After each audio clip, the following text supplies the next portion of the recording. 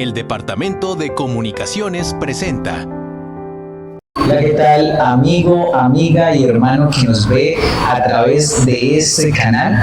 Queremos darte la bienvenida y es un gusto, junto al hermano Eduardo, compartir con ustedes esta lección titulada para esta semana, Vivir en comunión con los demás. Queremos recordarte que puedes encontrarnos en la página de Facebook y de YouTube a través de IASD Florencia Central. Queremos que nos sigas, que compartas este mensaje también con otras personas. Hermano Eduardo, ¿cómo está? ¿Cómo se encuentra? Muy bien, hermano Elkin. Bendecido por Dios esta semana y agradecido por cómo Dios nos trata cada día, cómo Dios demuestra su misericordia por cada uno de nosotros. Así es, amén. Ya estamos entrando a la recta final de este trimestre de la lección Uniendo al cielo y la tierra.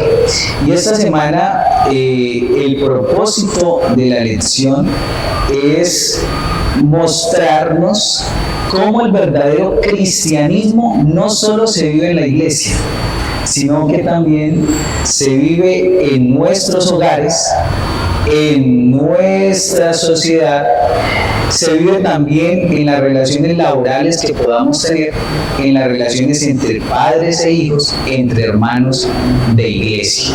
Y vamos también a ampliar cada uno de estos aspectos en el desarrollo de esta lección. Bien, hermano, yo creo que para iniciar, hagámoslo por medio de una oración. Así que les invito para que inclinemos el rostro y oramos ahí donde estamos. Oremos. Nuestro Dios y Padre que moras en el cielo, te agradecemos las diferentes bendiciones que tú nos regalas en cada momento y la oportunidad que nos da, Señor, de poder estudiar tu palabra. Queremos en esta hora, Señor, repasar la lección que tú has traído durante esta semana. Lecciones que nos servirán para recordar cómo tú deseas que vivamos, cómo tú deseas, Señor, que actuemos en esta sociedad. Y por eso, Señor, te agradecemos por esta oportunidad que nos regala y te pedimos que a través de tu Santo Espíritu tú nos utilices, que nos dé palabras de sabiduría y que podamos presentar este mensaje de tal manera que sea de gran beneficio para otras personas. Danos su bendición en esta hora, te lo imploramos en el nombre de Jesús. Amén. Amén. Muy bien.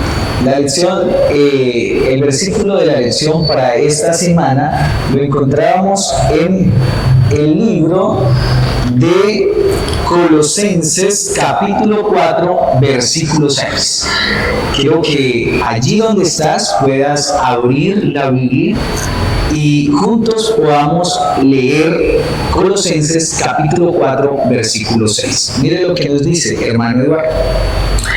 Sea vuestra palabra siempre con gracia, sazonada con sal, para que sepáis cómo debéis responder a cada uno. Es interesante, hermano Elkin, la expresión de Pablo, ¿no? Dice que sea vuestra palabra siempre con gracia. Y le agrega sazonada con sal. Esa expresión sazonada con sal es bien interesante, hermanos. Cuando uno analiza un poco la expresión, tiene que ir a conocer o a mirar el comportamiento de la sal, por ejemplo, la función que hace la sal en los alimentos, ¿cierto? Si uno le agrega mucha sal a una comida, ¿cómo queda? No, salada. No es agradable. No es agradable. Y si se echa muy poquita, tampoco, no le encuentro sabor, ¿no? No tiene sabor. Dice que si la sal perdiera su sabor, de nada sirve. Así que, así como la sal debe tener un punto especial para que le dé el buen sabor al alimento, nuestras palabras deben de tener un punto especial de acuerdo con quien vayamos a hablar, de lo que vayamos a hablar y con quien estemos hablando. Debe tener un punto especial en el cual nosotros podamos hacernos entender, ¿cierto? Y podamos dar a entender la idea que nosotros estamos manejando. No podemos ni ser muy salados, ni tampoco que nos falte la sal, porque entonces se pierde cualquier intención que tengamos cuando vayamos a hablar con alguien. Muy bien. Mire, hermano Eduardo, que Pablo aborda en esta lección los temas de relaciones interpersonales en diversos círculos de influencia. Y a veces las relaciones provocan tensiones, provocan discusiones, pero tiene que haber una concordia, es decir, debe haber un acuerdo general acerca de los valores, las metas y los objetivos. Si bien cada uno de nosotros tiene su forma de pensar, de analizar, de actuar, estamos llamados entonces a llegar a acuerdos. Es un poco difícil a veces en algunos aspectos cuando no se llegan a acuerdos, cuando yo quiero imponer lo que yo quiero, cuando yo quiero tener siempre la razón, y muchas veces esas relaciones que pueden suceder en la familia, en el hogar, en la iglesia, en el lugar donde yo me desempeñe laboralmente, cómo estas tensiones pueden llegar entonces a causar un daño que se pudo haber evitado si nosotros hubiéramos entendido que la palabra que el Señor quiere que nosotros expresemos en todo momento sea agradable y conveniente para poder entonces mediar algunas situaciones que se puedan presentar. Sí, hermano Eli, mire que la diferencia de pensamientos, la individualidad de cada persona muchas veces se ve afectado cuando se tiene que convivir en un círculo cerrado, especialmente en el círculo del hogar.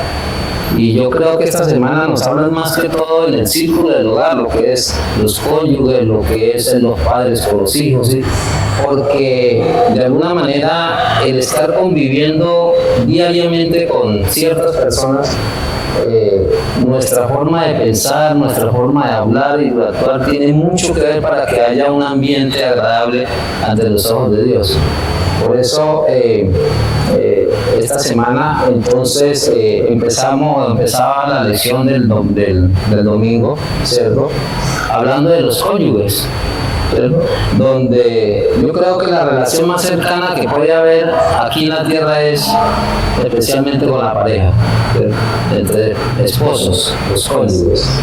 Así que Pablo nos da algunos consejos muy valiosos con respecto a el trato que debemos tener con nuestro cónyuge, ¿cierto? Podemos ver lo que dice Colosenses 3:18. Colosenses 3:18 dice: casadas, estad sujetas a vuestros maridos como conviene que en el Señor. Y mire, hermano, que este texto ha sido un texto muy controversial en la sociedad. Y de aquí muchos se pegan para subyugar a la esposa, ¿sí? Porque el texto dice: casadas, estar sujetas a vuestros ¿qué? A vuestros maridos. Y si no leemos con detenimiento el versículo completo, donde dice que como conviene en el Señor, allá hay algo interesante, hermanos, y es que la sujeción no es sinónimo de de coherencia, de cohibir, ¿cierto? La sujeción no tiene nada que ver con imponer. La sujeción tiene que ver con un respeto. Porque aquí Pablo, aunque dice que las casadas, también nos está hablando a nosotros los casados, a los hombres. Tenemos una responsabilidad. Nosotros también tenemos que estar sujetos a nuestras esposas. Ahora, no sé si podamos definir un poco o tener en cuenta un pasaje que Sí, encontramos en 1 Corintios. 1 Corintios 15, 28. Muchas veces nosotros tenemos un conocimiento como muy estrecho de lo que es la palabra, ¿cierto? Porque a veces no vamos un poco más a lo que realmente significa. Y yo quiero que leamos 1 Corintios 15, 28, hermano Melqui. Nos dice, pero luego que todas las cosas le estén sujetas, entonces también el Hijo mismo se sujetará al que le sujetó a él todas las cosas, para que Dios sea todo en todos. Bien, aquí ¿qué miramos, hermano Elkin? Aquí miramos que Jesús está sujeto ¿a quién? Al Padre. ¿Por qué? Porque el Padre le sujetó todas las cosas. Ahora, ¿aquí hay un espíritu de inferioridad? ¿Será que Jesús es inferior al Padre? No, no es inferior. De ninguna manera, Jesús es Dios. Pero dice que Jesús está sujeto ¿a quién? Al Padre, porque el Padre le sujetó todas las cosas. Así que esa palabra sujeción no tiene nada que ver con que la esposa tenga que someterse de tal manera que el hombre pase por encima de ella, sino que así como el Padre le sujetó, le dio todas las cosas a Jesús, a su Hijo, Dios también nos ha dado una esposa. Esa sujeción tiene que ver con eso que Dios me dio. Eso que Dios me dio, ¿para qué? Allí dice, como conviene en el Señor. Y hay un pasaje más adelante, que de pronto lo vamos a ver ahora, ¿cierto? Que dice que así como Cristo amó a su iglesia. Ahora, ¿cómo Cristo amó a su iglesia? Mediante el sacrificio que hizo. Entregándose por ella. Así que esa sujeción tiene que ver con ese respeto que yo le tengo que dar a mi esposa para que su esposa se sienta agradada de servirme. Es muy importante lo que dice hermano Eduardo, y es una metáfora que se utiliza ahí cuando nos habla que Cristo amó a su iglesia. Pues es la responsabilidad de nosotros como esposos amar también a nuestras esposas y amarlas en el sentido de darle valor, de respetarlas, de amarlas, de quererlas, de apreciarlas, de poderlas valorar, de poderlas consentir, que se sientan amadas. Es la responsabilidad que tenemos nosotros, porque también el Señor nos ha dejado un papel, hermano Eduardo, y es que nosotros somos la cabeza del hogar, somos los sacerdotes del hogar. Pero eso no quiere decir que yo voy a pasar por encima de mi esposa, voy a imponer mis argumentos, voy a imponer mi posición, y sencillamente la esposa debe guardar silencio. Y sucede en algunos hogares donde el hombre es el que manda y la mujer no puede decir absolutamente nada. Y pasaban en el pasado muchas veces y se veía de esa manera. Pero si nos vamos a la luz de la palabra de Dios, podemos entender qué es lo que el Señor nos está queriendo decir. Amarlas con el mismo amor que Cristo nos amó. Somos responsables de su bienestar. Y también nos hace un llamado a nosotros como esposos a no ser ásperos, no amargarlas, no portarse con dureza o violencia, no ser tiránicos. Hermano, es interesante lo que que usted menciona allí, porque muchos matrimonios hoy en día, hermanos, están terminando precisamente por la dureza de la palabra en el hogar, bien sea por el esposo o bien sea por la esposa. Se pierde el respeto, una pareja pierde el respeto y se acaba todo. Se acostumbran a hablarse de una manera altanera, ahí no hay paz en ese hogar. Y es por eso que el apóstol Pablo nos insta a que nosotros hablemos de una manera moderada, ¿cierto? Dice que no le hablemos de una manera grotesca, ¿cierto? Porque es que por muy paciente que sea una persona, cuando el trato es en una voz alta, hiriente, la paciencia como seres humanos se nos agota. Y entonces hoy en día la mayoría de los matrimonios, y en muchos casos los matrimonios están afectados por esa situación, que no sabemos dirigirnos a las personas de una manera correcta. Muy bien, así es. Ambos cónyuges tienen un papel fundamental en la familia, en el hogar, y es trabajar en equipo. Así es. Consultarse mutuamente y tomar las decisiones de forma unánime. No es lo que yo piense y así se debe hacer, ¿no? Sino que ambos debemos dialogar. Es algo que a veces se pierde, no se dialoga. Sencillamente a veces alguno quiere tomar las decisiones por su propia cuenta, sin consultarle a la otra persona. Siendo el esposo el líder ideal de la familia, cada uno debe buscar siempre el bienestar del otro. Es decir, que ambos debemos complementarnos, ambos debemos dialogar, debemos conversar, debemos llegar a acuerdos, a pesar de las diferencias que podamos tener. Ese es el llamado, a que nosotros podamos entablar una comunicación, podamos sentarnos, podamos expresar lo que sentimos y podamos entonces llegar a acuerdos mutuamente con el fin de que nuestra familia siga unida, unánime, como la quiere el Señor. Bien, hermano, yo quisiera aportar a algo que, escudriñando esta semana con respecto a este tema, encontré. Y es que cuando Dios hizo al ser humano, nos hizo, o más bien, cuando Dios hizo al hombre o a la mujer, nos hizo incompletos. Y es lo que encontramos en Génesis 1:27. Génesis 1:27 dice: y creó Dios al hombre, a su imagen, a imagen de Dios lo creó, varón y hembra lo creó.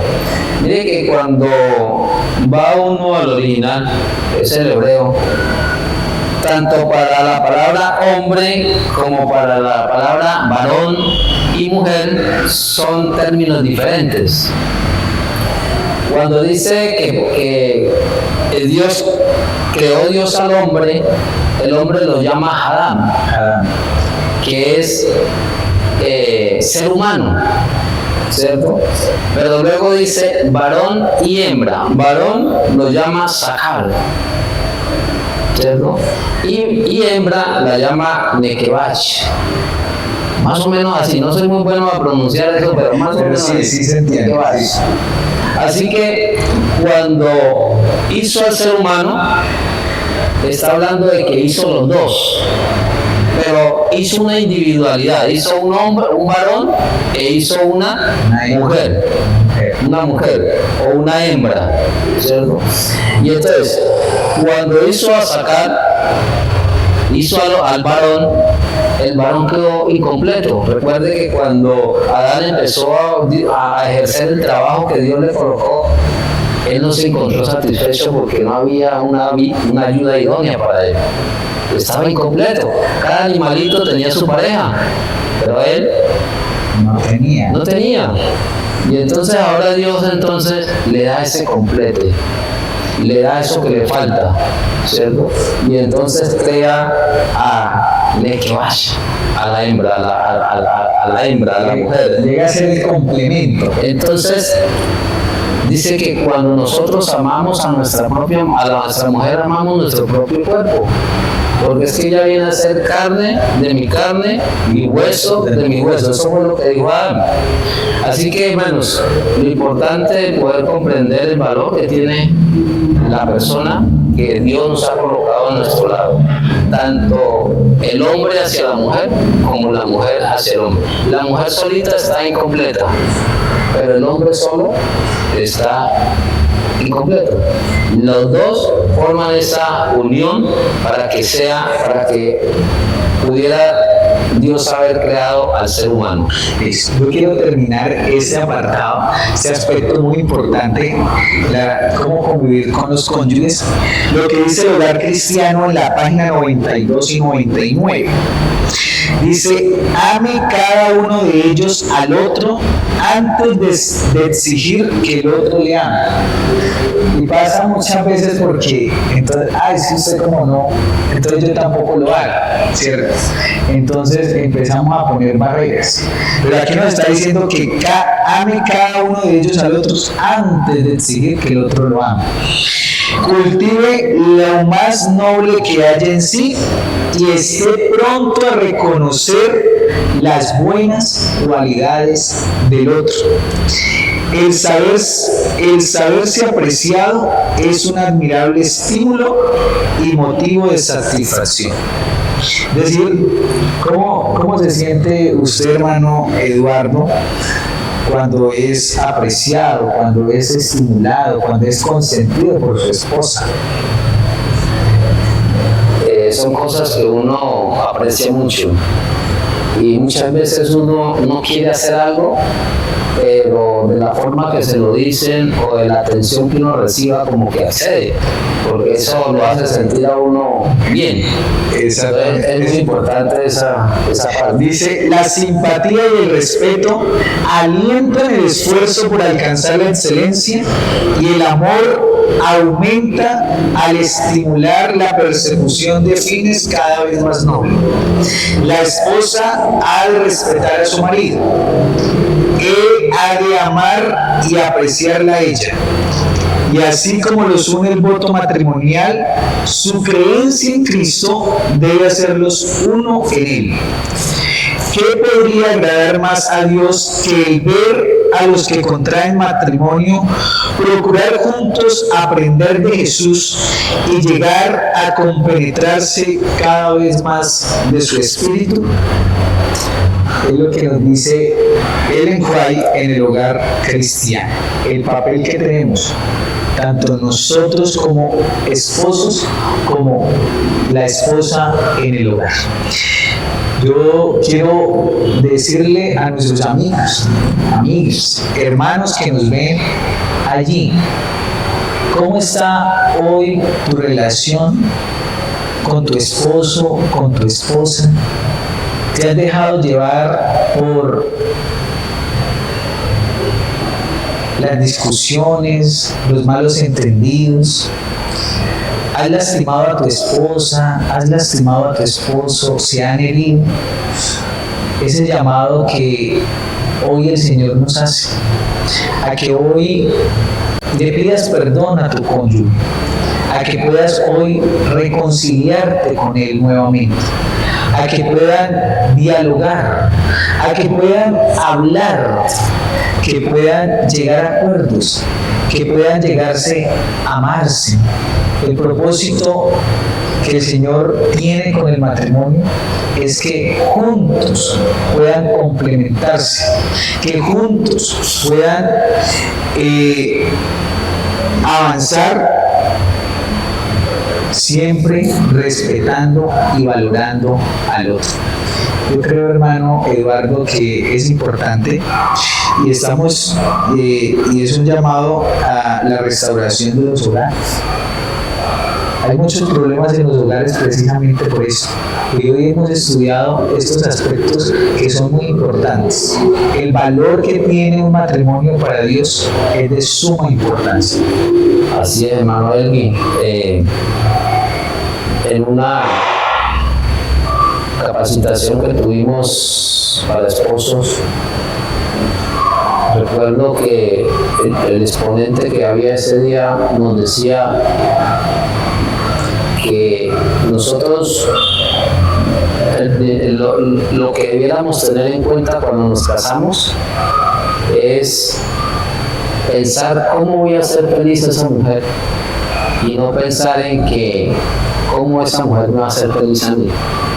Cuando nosotros velamos por la felicidad de la otra persona, sin importar si voy a recibir algo a cambio, yo creo que es uno de los principios que nos hacen crecer en la vida matrimonial.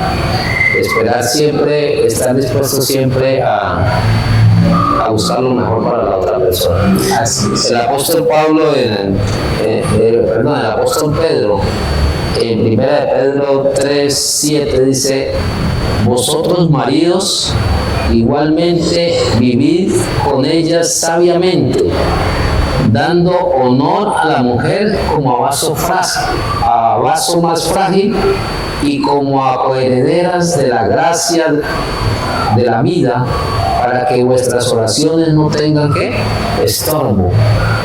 Miren, hermanos, que hay algo bien interesante cuando nosotros a veces aparentamos en la iglesia ser buenos cristianos, ¿cierto? Aquí en la iglesia cada 8 días nos miran a nosotros bien vestiditos, pero muchas veces en el hogar somos gruñones, somos peleones, tratamos mal a nuestras esposas y queremos que nuestras oraciones entonces tengan contestación por parte de Dios. Difícilmente, hermano, yo creo que cuando esto ocurre en nuestros hogares, hasta el oído de Dios se oculta de nosotros, porque el apóstol Pablo dice que de esta manera nuestras oraciones pueden tener éxito. Así es, muy bien, muy importante esa parte. Y no nos salgamos del hogar, de la familia, porque vamos a hablar acerca de las relaciones entre padres e hijos. Y bueno, aquí el hermano Eduardo ya tiene experiencia en eso. Yo apenas estoy comenzando, ¿cierto? Pero es muy importante lo que nos dice en este sentido. Sí, yo, por la gracia de Dios, tengo unos hijos ya bastante grandecitos, pero cada día tengo que ir aprendiendo de la mano de Dios para poder sobrellevar a los muchachos. Sin embargo, ¿cómo ha sido esa tarea? La tarea no ha sido fácil, y más en este medio en que vivimos. Ustedes saben que la sociedad hoy en día, si nosotros tratamos de llevar a nuestros hijos por el camino de nuestro Señor, de enfocarlos en la vida cristiana, somos hasta juzgados por la sociedad. Muchas veces dentro de la misma iglesia nos juzgan por la forma en que nosotros tratamos de llevar a nuestros hijos. En algunas ocasiones hemos recibido críticas porque quizás nuestros hijos no los dejamos desde corta edad, dejarlos salir a participar de reuniones sociales sin saber para dónde iban. No, que Julanito me invitó, no, tú no vas por allá. Y entonces nos critican porque nos tienen encerrados, no los quieren dejar tener vida social. Pero ¿a dónde van? ¿Qué van a hacer? Es algo que nosotros como cristianos debemos de tener en cuenta. Sin embargo, hermanos, pues el apóstol Pablo, yo voy a leerlo, hermano, no sé si el apóstol Pablo dice: hijos, obedeced a vuestros padres en todo, porque esto que agrada al Señor. Pero también dice, versículo 21, padres, no exasperéis a vuestros hijos para que no se desalienten. ¿Qué puede usted decir ahí, hermano? Muy bien, yo quiero aportar en ese sentido, y es... Usted me decía que que apenas está empezando a ser padre. Apenas estoy empezando. Pero ha sido hijo por mucho tiempo. También, exactamente. Experiencia. Muy bien, dice, los hijos deben ser reconocidos como ciudadanos del reino, integrándolos desde pequeños en la vida espiritual. Es decir, que aquí nos está llamando a nosotros como padres que hemos crecido en la iglesia y que ya tenemos nuestros hijos a una responsabilidad.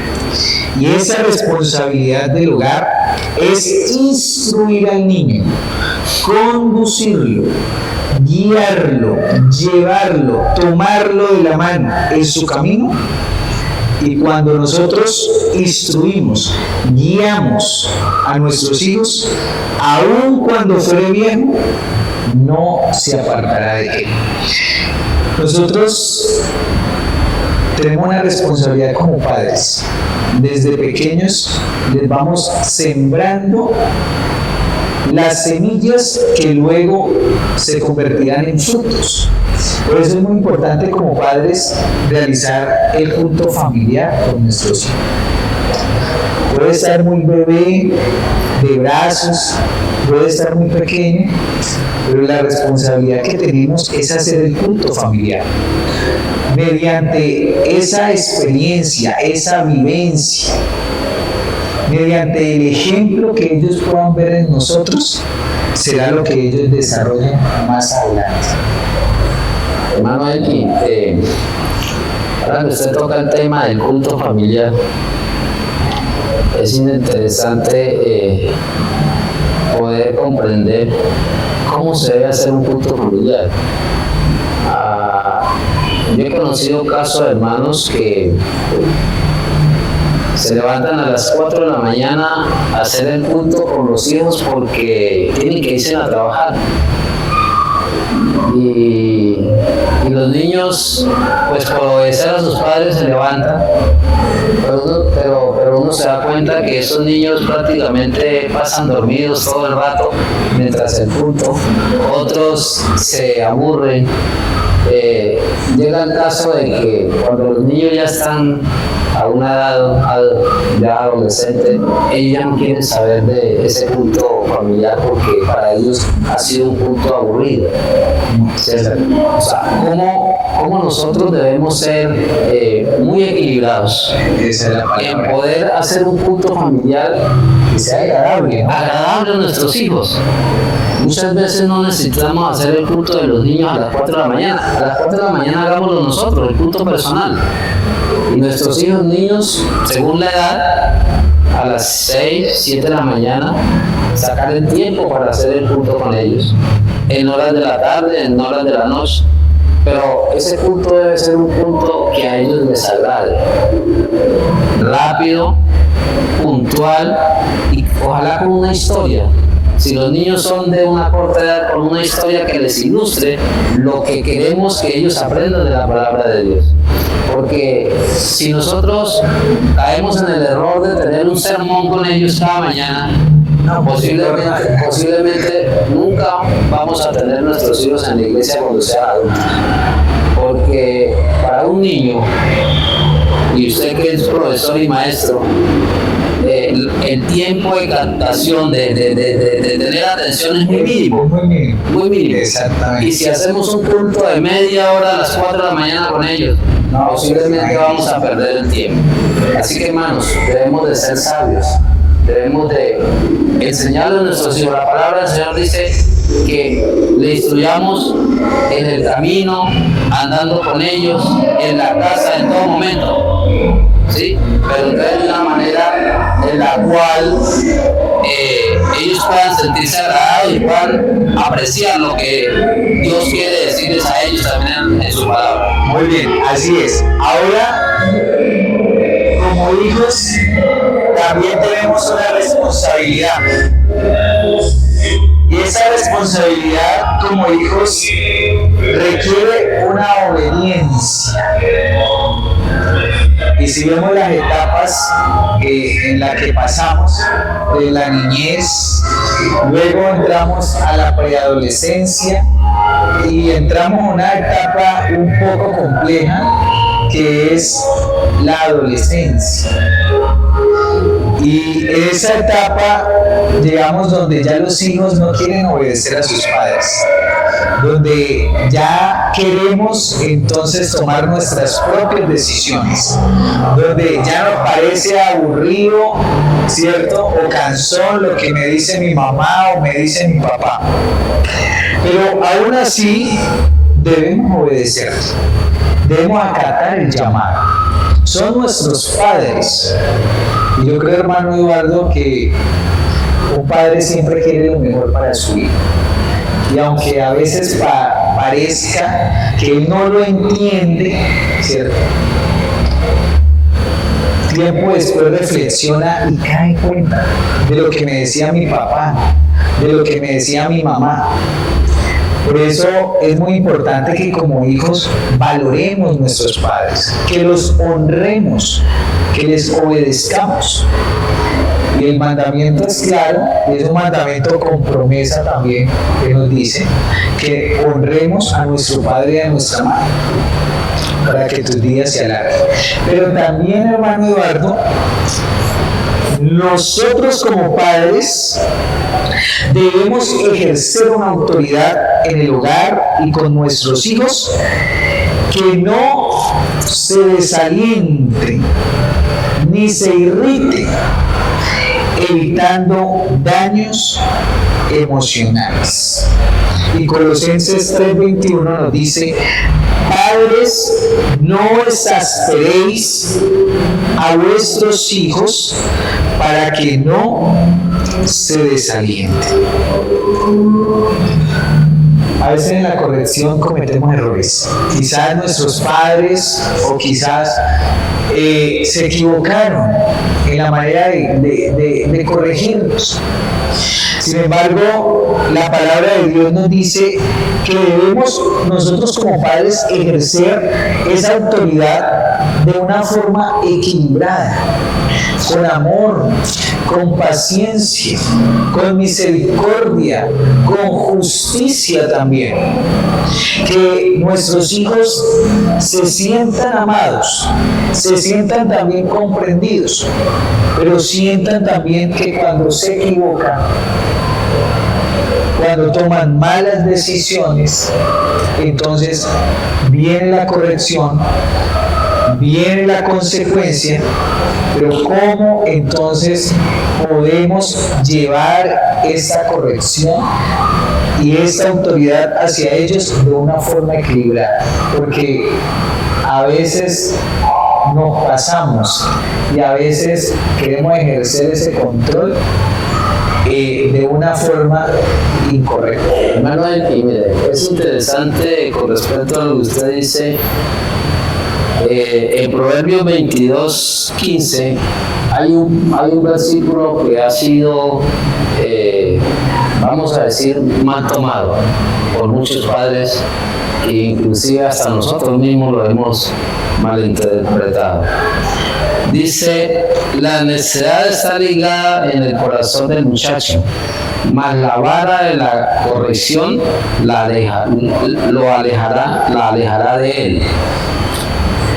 La necedad está ligada en el corazón del muchacho, mas la vara de la corrección la alejará de él. Cuando nosotros leemos este pasaje con un pensamiento de acuerdo a lo que de pronto nosotros hemos vivido o como nos han tratado a nosotros, ¿cierto? Nosotros decimos, sí, cuando nuestros hijos nos la hacen hay que darles vara, hay que corregirlos con vara, hay que castigarlos duramente, porque el Señor dice que la corrección con vara los endereza. Pero si nosotros vamos al contexto en que Salomón escribe este pasaje, este proverbio, recordemos que Salomón era hijo de David. ¿Y David era qué? Pastor de ovejas. Ahora, ¿qué usaba el pastor para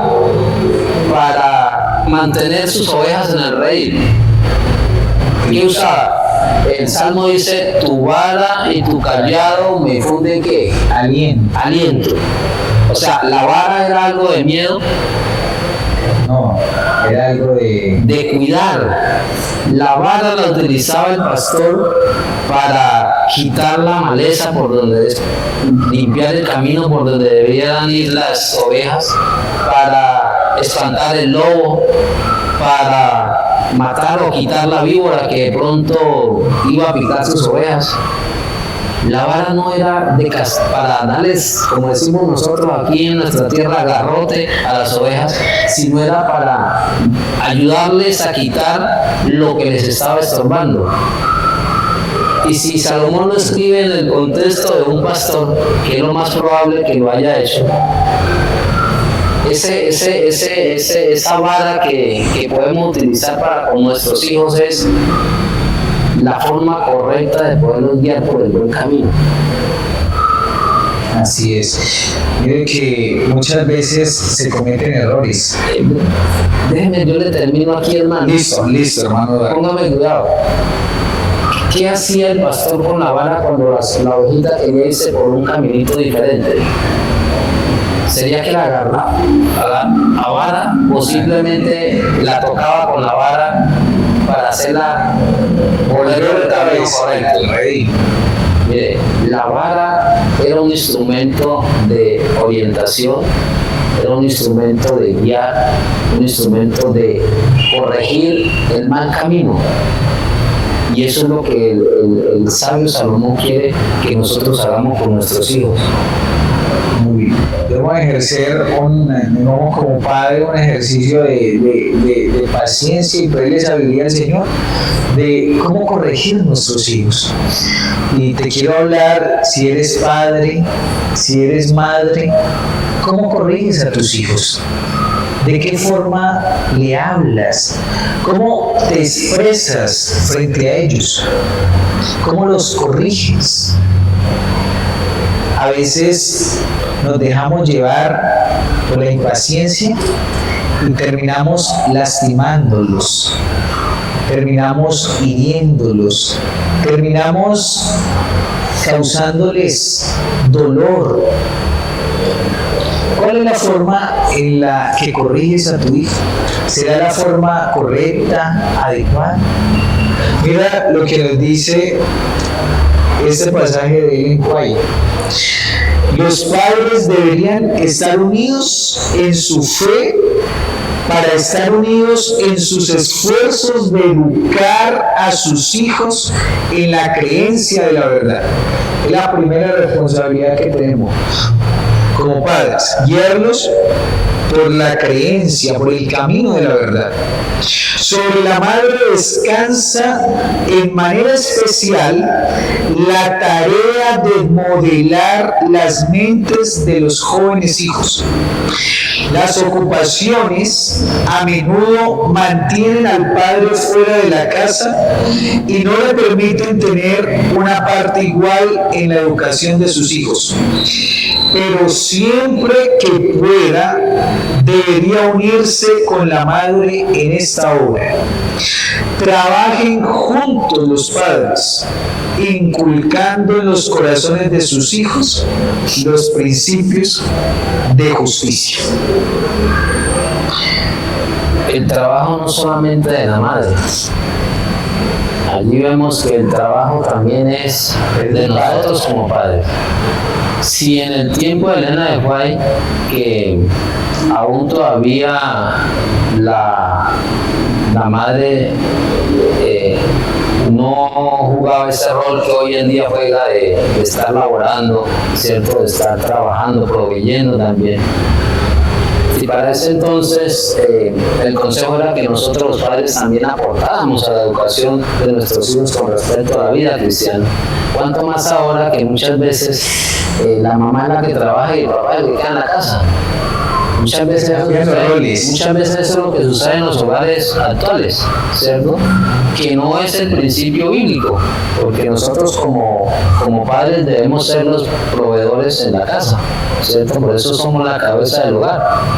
Pero hoy en día las familias tienen esa característica de que muchas veces la madre también tiene que salir para aportar. Entonces ahí juega un papel importante. O ambos mantienen tan ocupados que inclusive descuidan la crianza de sus hijos. Decía la lección esta semana que cuando los hijos ven que el padre constantemente va a la iglesia, hay más probabilidad de que cuando ellos crezcan aún permanezcan en la iglesia. Digamos que es Importante ese ejemplo. Más de palabras podemos demostrar con el ejemplo, ¿cierto? Con el ejemplo, nuestros hijos entonces van a ir mirando sencillamente y se van a ir enamorando. Tenemos la responsabilidad de enamorarnos de la iglesia, de enamorarlos de Cristo. Por eso tenemos una gran tarea, una responsabilidad. Debemos trabajar juntos, unidos, como esposos, como padres, madres, porque tenemos una responsabilidad que el Señor nos ha otorgado. Hay algo interesante también, hermano Edwin, y es que cuando los padres son cristianos, probablemente nuestros hijos van a tener un poco más de facilidad para continuar en la iglesia. Pero cuando uno es y otro no, y empieza... O cuando el único que ha venido al conocimiento de la palabra de Dios es el hijo, y los padres tienen una creencia totalmente diferente, ¿cómo es o cómo puede ser de difícil para ese muchacho a una corta edad poder seguir el Evangelio de una manera correcta? Sin embargo, la palabra del Señor dice que nosotros, o cuando un muchacho llega en esa condición, el Espíritu de Dios le ayuda para que rompa esa ligadura que tiene del mundo y pueda seguir avanzando. Listo. Pasamos a otro aspecto de la lección de esta semana y es las relaciones laborales. ¿Qué podemos decir acerca de las relaciones laborales? Bueno, yo diría, hermano, aquí dice, el versículo 22 dice: siervos, obedeced en todo a vuestros amos terrenales, no sirviendo al ojo, como los que quieren agradar a los hombres, sino con corazón sincero, temiendo a Dios.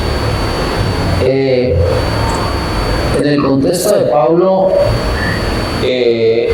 aún existían los esclavos, y la esclavitud es algo que Dios no creó.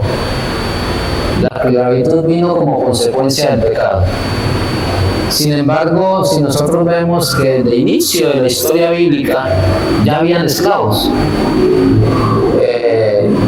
El pueblo de Israel fue esclavo en Egipto antes de que José empezara su ministerio. Ahora, José también fue esclavo, ¿cierto?, en Egipto, y esa cultura había venido desde tiempos inmemoriales. Sin embargo, Dios siempre ha querido estar presente allí de una manera especial con estas personas que han sufrido ese flagelo. Hoy en día hay otra clase de esclavitud. ¿Cuál sería esa esclavitud hoy en día, hermano Elki? Mire que por ahí estuve mirando algunas, cuándo se había acabado la esclavitud, o cuándo había dado la declaración de que la esclavitud se terminara, ¿cierto? Me encontraba que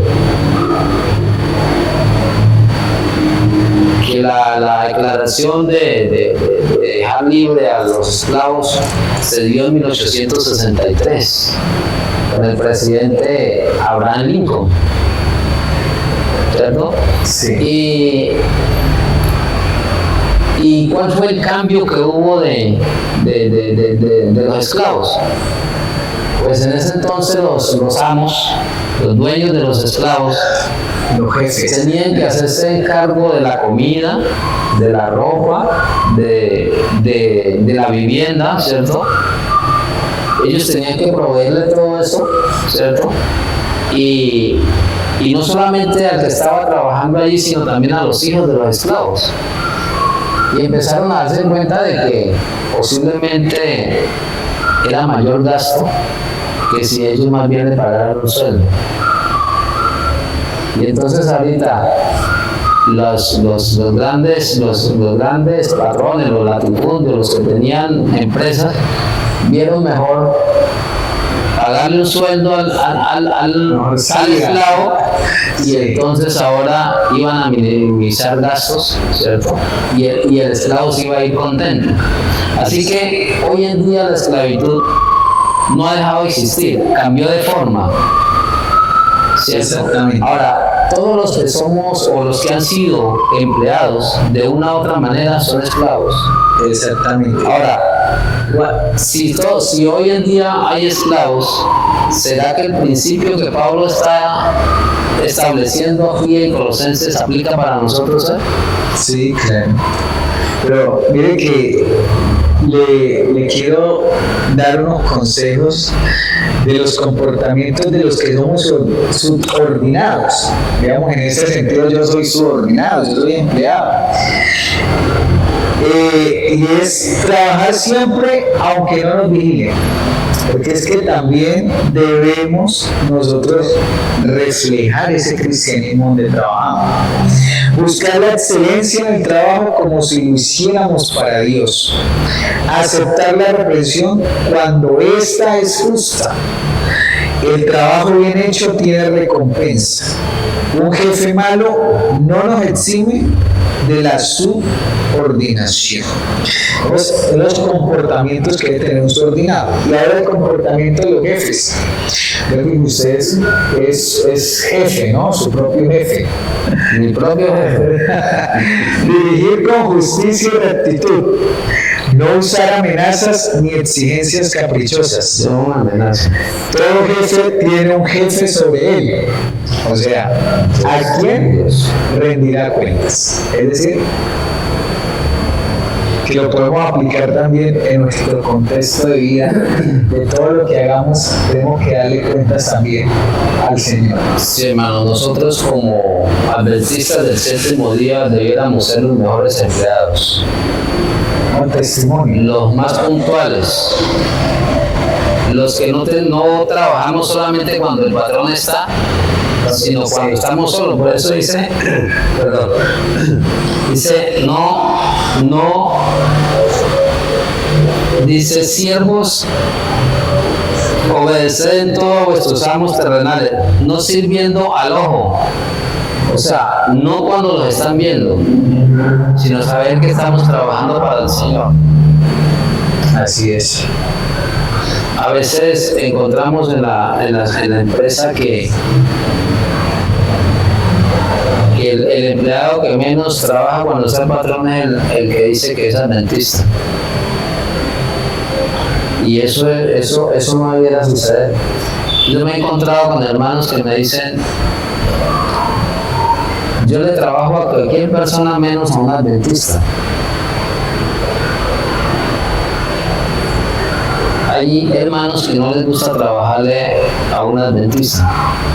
Y dicen que los adventistas son los patrones que son adventistas, son muy tiranos, que son a veces le ponen mucha carga, ¿cierto?, por bajo costo. No sé si sea cierto, pero yo me he encontrado con hermanos que me han dicho eso. Y entonces yo digo, ¿dónde está el cristianismo de nosotros como hijos de Dios? Como adventistas debiéramos ser los que mejor tratamos a nuestros empleados, si somos patrones. Y si somos empleados deberíamos ser los mejores trabajadores, porque eso le agrada al Señor. Muy bien. Pasamos al siguiente aspecto de la lección, que es las relaciones en la iglesia. Y estas relaciones en la iglesia, para ir finalizando, nos llama algo importante. Se nos acabó el tiempo. Y es que perseveremos en la oración, velando en ella con acción de gracia. Es decir, se nos insta a orar los unos por los otros, porque la oración eficaz del justo mueve mucho. ¿Usted cree, hermano Eduardo, que la oración tiene mucho poder? Amén. Amén. Hermanos, en este campo de acción que nosotros tenemos y de relación con nuestro prójimo, nuestros hijos, con nuestro cónyuge, creo que todos fallamos. Como seres humanos tenemos muchas falencias, y es por eso que como iglesia, como hermanos, debiéramos de orar unos por los otros para que podamos cambiar esa forma de actuar, que nuestro cristianismo no solamente sea aquí en la iglesia, sino también sea en nuestros hogares, en nuestro círculo social, en nuestra parte laboral y donde quiera que estemos. Muy bien. Y quiero terminar. Dice, necesitamos la sabiduría que es de lo alto en nuestra relación con aquellos que también aún no conocen a Jesús, y en las relaciones con los incrédulos. Nuestras palabras deben ser siempre corteses para que nos escuchen con agrado. La conversación debe ser apropiada y adaptada a la persona y el ambiente que le rodea. Como cada persona es distinta, el Espíritu Santo nos indicará qué debemos responder en cada momento. Hemos llegado al final de esta lección, donde hemos tocado algunos aspectos importantes, cómo vivir en comunión con los demás. Tenemos una gran tarea, un gran desafío, y debemos empezar en nosotros mismos. ¿Cómo nos estamos relacionando? ¿Cómo estamos conviviendo? ¿Estamos siendo influyentes? ¿Estamos siendo tomados por el Espíritu Santo para también predicar ese evangelio a otras personas? Hermano Eduardo, ¿qué podemos concluir de la lección? Yo creo, hermano Elkin, que lo más importante que debemos hacer es pedir el Espíritu Santo para nuestras vidas. Cuando nosotros nos humillamos ante Dios y le pedimos que nos ayude a cambiar todas estas deformes de carácter que tenemos, yo creo que así de la mano de Dios podemos vencer y salir adelante para la gloria del Señor. Muy bien. Vamos a orar en esta hora y pedir la bendición del Señor. Señor, gracias. Hemos podido estudiar tu palabra. Hemos, Señor, visto estas vislumbres que a través de tu palabra, Señor, nos has mostrado. Queremos, Señor, pedirte que tu Espíritu Santo pueda llenar nuestros corazones, llenar nuestras mentes.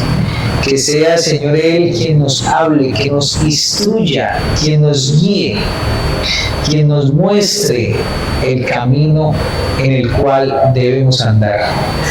Te damos gracias, Señor, por tu amor y tu misericordia. Te damos gracias por nuestras familias, nuestras esposas, los esposos, los hijos. Gracias, Señor, porque tú nos has dado una familia, Señor, en la cual podemos regocijarnos. Amén. Permite, Señor, que podamos ejercer también una influencia en el trabajo, en el medio social en el cual nos relacionamos. Que podamos, Señor, predicar tu palabra y podamos ser influyentes, Señor, embajadores para llevar almas a los pies de Cristo. Amén. Quedamos en tus manos, en el nombre de Jesús. Amén.